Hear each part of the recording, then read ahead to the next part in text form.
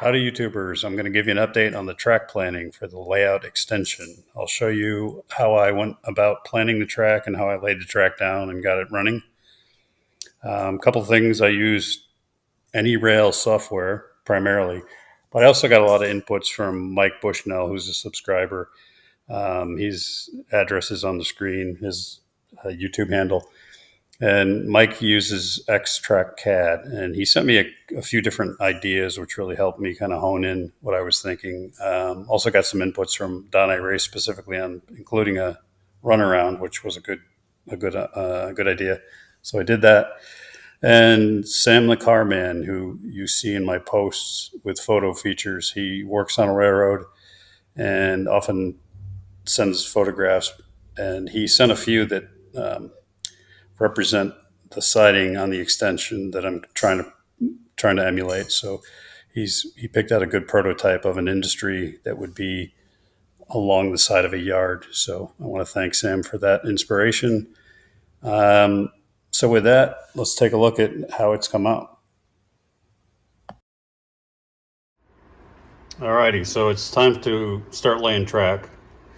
I've got two Walthers 24 and 28 inch radius curved turnouts. So 24 inch on the inside, 28 on the outside. I'll have one here and then a second one coming off of the first one, and that's ultimately what's going to fan out into the yard. But what I've decided to do here to accommodate so that I have more room, I don't want things to be crammed in there, and I want to make sure that those turnouts are about centered. So right now I have two number sixes coming off, and I like number sixes for a lot of reasons. One, they have one continuous piece of rail that bends instead of a hinge, and two, they're just more prototypical. But since this is going off into a yard, I'm okay using number fives, Picos. So I'll have a number five, and then I'll have another number five here. And what that'll do is that'll give me more space. It'll allow me to back these turnouts up rather than put it at the end of a number six here. So I've got to do a little reconfiguring because that means I've got to cut a section of track here to fill this in, and I've got to cut a section of track in here to fill this in. So you kind of learn as you go, but it'll be two number fives cutting off, connecting to this track, which will be maintenance away, and then we'll have the two turnouts, and then they're going to continue on into the yard, which I'll get to in a bit.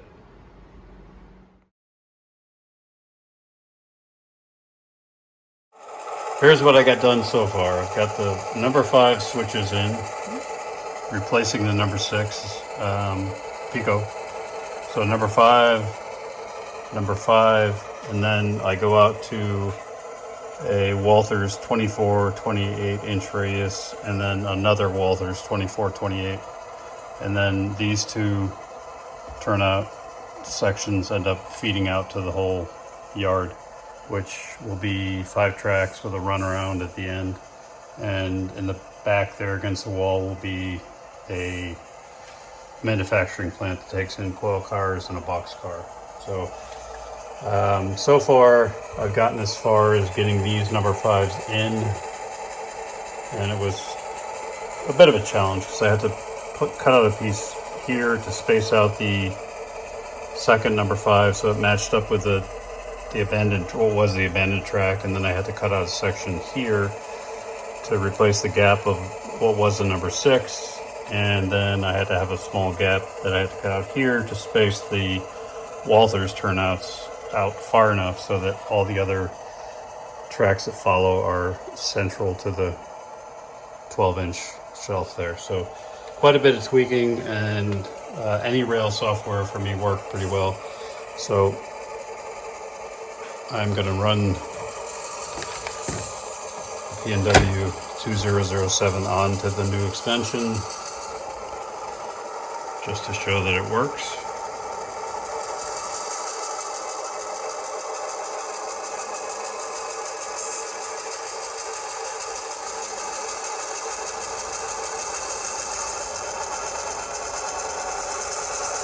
I do like these sweeping curves from Walthers.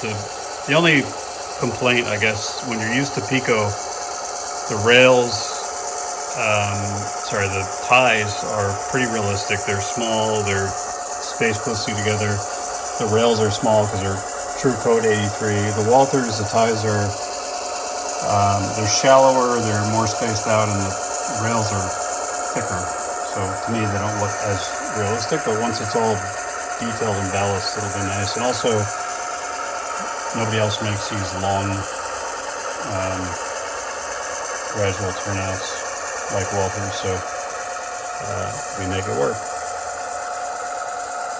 So that is the sweeping curve there. And right now I've got one track that's actually connected, and everything else will glue off that and just spacing.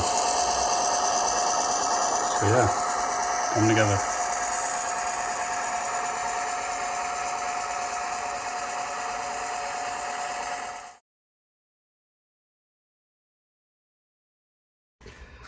I trust my eyeball, but I like to double check by taking the actual one-to-one printout from the track plan and make sure that it's aligning with all the switches, especially when I'm getting into something new like these Walthers curve turnouts.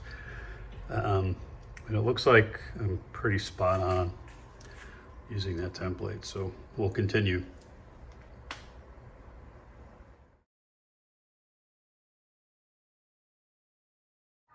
Okay, so here's the reveal of the final track plan. Coming off the main industrial area, the province in Worcester, and then going out through a couple of Walthers 24, 28-inch radius curve switches, and then it fans out into a yard with one industry along that siding against the wall, which I really haven't sorted out. I'm going to kit bash that, but that's just a placeholder. So it's really functional. This is where I store the cars now, stage the cars.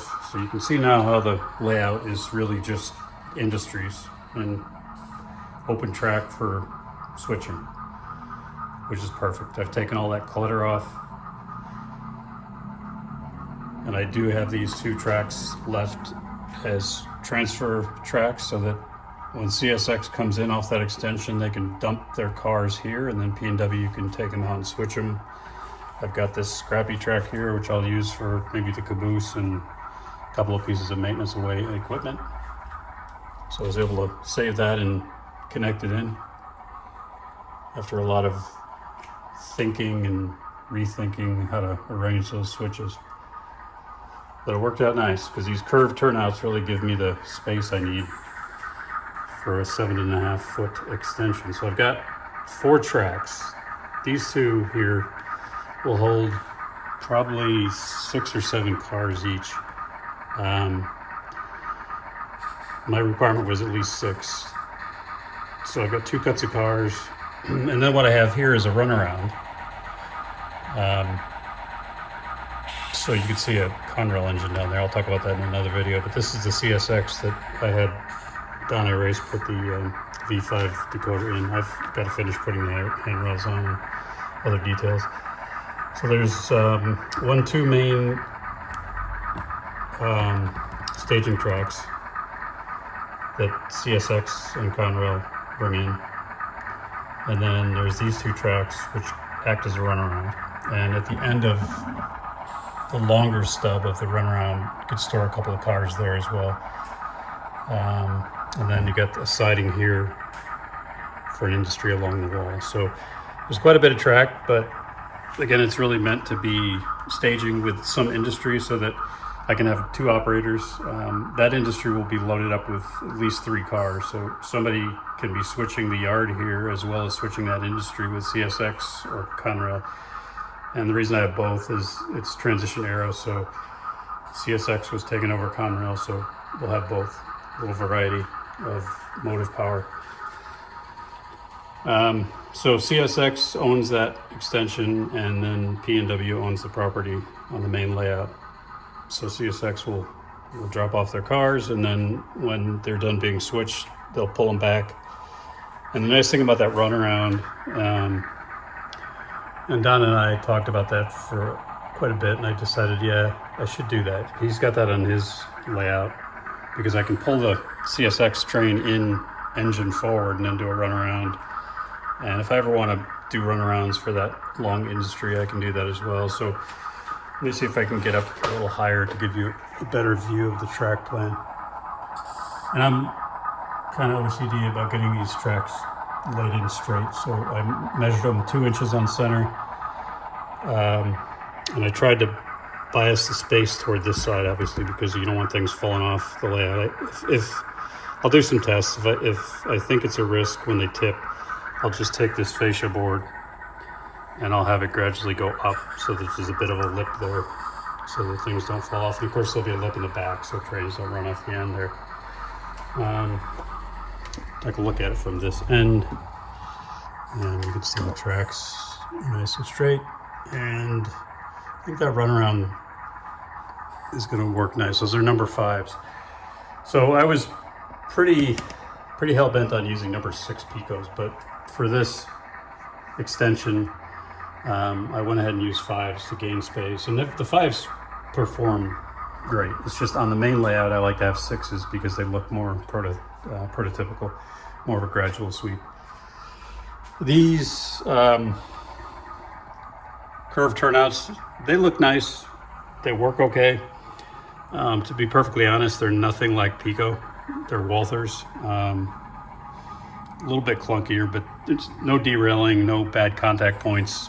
And the most important thing is they gained me quite a bit of space. If I were to take that curve and get to a straight and then start the turnouts, there's no way I could have fit what I wanted to here. So it achieved all my objectives, a good amount of storage, even some additional storage, parallel to that runaround, and an industry. And then I can store 2 engines at the stub of the runaround. It's 18 inches, so I can put the CSX and the Conrail there. Since there's not an engine facility on this yard, they can use that track. And then Roy Sharp, who is a friend of mine who was on subscriber series number 1 on my channel, talking about airbrushing. He's going to kit bash a crew change facility. Roy is an engineer in the UK, what they call train drivers, what we call engineers, and he's quite a kit basher. He does a real nice job. So as that starts getting put together, I'll show you videos from Roy. But that's going to sit either on this side or this side, so there'll be a crew change for the yard crew here. So that's it. What I'll do is I'll end with some operations of just getting that CSX engine to hook up to some cars. So enjoy that.